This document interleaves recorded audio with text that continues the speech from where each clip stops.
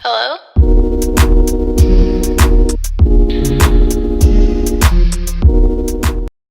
Hey guys, welcome back to my YouTube channel. In this video, I'm going to show you how to transform a long sleeve shirt into a paper bag skirt. You can use any long sleeve that is oversized. Mine was actually a sleepwear that I thrifted a long time ago. Please don't forget to give this video a thumbs up, comment, and subscribe down below for more fashion DIYs. So if you wanna know the steps that I did, then definitely keep on watching. The first thing I did was to remove the pocket with a seam ripper. If you don't have a seam ripper, then you can use a small pair of scissors or a blade. Take your time on this and be careful not to rip the shirt. Set aside the pocket because we're going to reattach that later on to the skirt. Next, you have to lay your shirt flat and even. And using my scissors, I'm going to cut the shirt across below the ends of the armhole.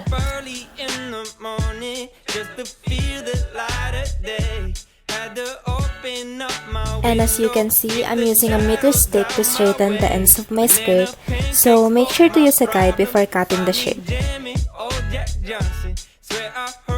And then I'm going to sew along the shirt's opening.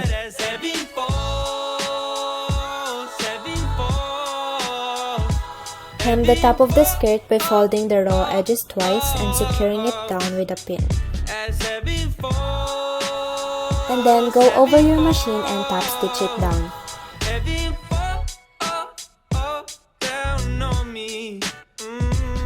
Reattach the pocket and sew along the sides. Now grab your elastic and measure it around your waist. Make sure that the elastic will fit the widest area of your hips. Afterwards, sew the ends of the elastic together. Grab your skirt and pin the elastic 1/4 inch below the hem. Sew the top and the bottom sides of the elastic while stretching it.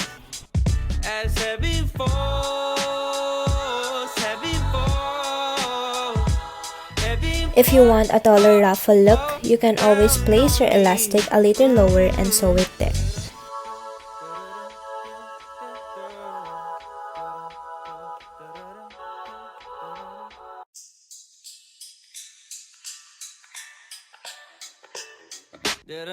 For the belt, I'm gonna use the sleeves to mark out 2.5 inch waist belt.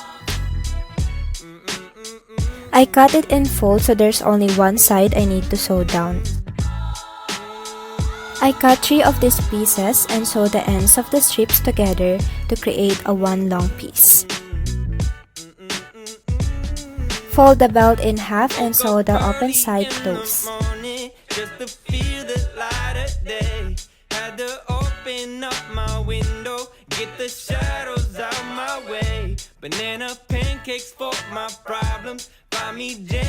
Turn the belt inside out using a pin and patiently pull the inserted pin until it reaches the open end.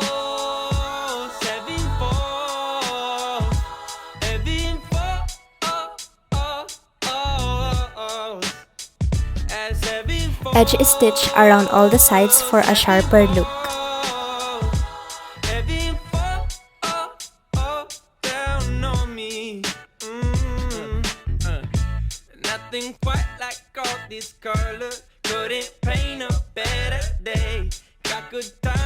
For the belt loops, I cut out 3 inch wide and 10 inches long from the excess.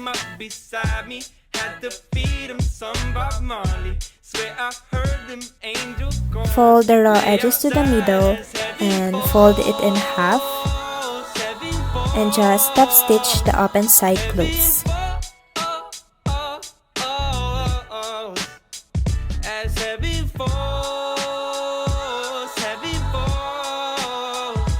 Fold and cut the strip into 3 pieces, 1 for the back and 2 for the sides.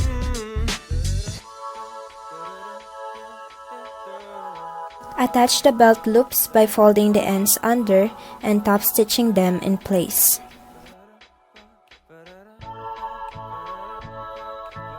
For the final touch, I removed the old buttons with a seam ripper and replaced them with the ones that I have.